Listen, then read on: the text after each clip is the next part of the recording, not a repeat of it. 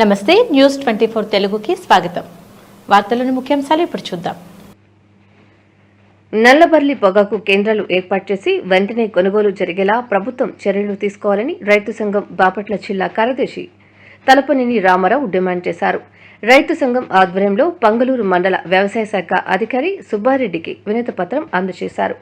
ఈ సందర్భంగా రామారావు మాట్లాడుతూ బాపట్ల జిల్లాలోని అద్దంకి, పర్చూరు నియోజకవర్గాల్లో సుమారు 90,000 ఎకరాల్లో బర్లీ పొగాకు సాగు చేశారని, ఇందులో తెల్లబర్లీ, నల్లబర్లీ అనే 2 రకాలు ఉన్నాయని, ప్రస్తుతం తెల్లబర్లీ పొగాకును ఈ ప్రాంతంలో ఒక ప్రైవేటు కంపెనీ కొనుగోలు చేస్తుందని, గత 2-3 సంవత్సరాలుగా మిర్చి పంట దెబ్బతినడంతో ఈ సంవత్సరం బర్లీ పొగాకును విపరీతంగా సాగు చేశారని తెలియజేశారు.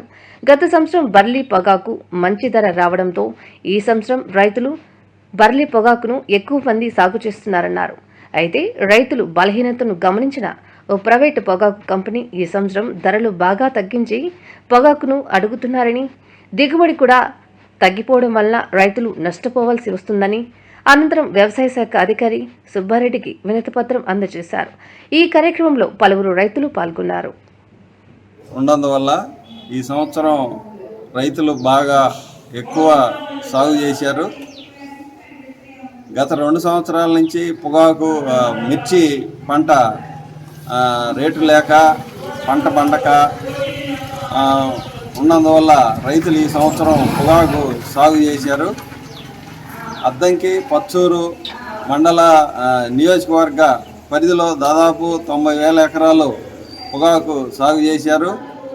అయితే బర్లీ పొగాకు, వైట్ బర్లీ, నల్లబర్లీ అనే 2 రకాల పొగాకు సాగు చేశారు. అయితే ఇప్పుడు జీపీఐ వాళ్ళు తెల్ల పొగాకు కొంటున్నారు. నల్ల పొగాకు ఇంతవరకు కొనుగోలు కేంద్రాలు ఏర్పాటు చేయలేదు. ఎమ్మటనే కొనుగోలు కేంద్రాలు ఏర్పాటు చేయాలని బోర్డు పరిధిలో చేర్చి పొగాకును కూడా కొనుగోలు చేయాలి.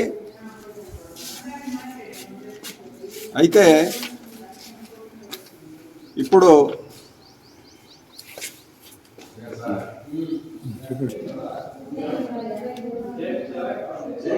ఈ సంవత్సరం పొగాకు దిగుబడులు బాగా తగ్గినాయి.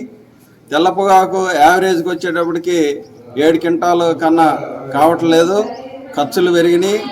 అయితే నల్ల పొగాకు కొనుగోలు కేంద్రాలు పెట్టినందువల్ల $5,000, 5,000, 6,000కి రైతుల దగ్గర కొంటున్నారు. కావున ఎమ్మటనే ప్రభుత్వం వాళ్ళు కొనుగోలు కేంద్రాలు ఏర్పాటు చేయించాలని రైతు సంఘం తరఫున డిమాండ్ చేస్తున్నాం.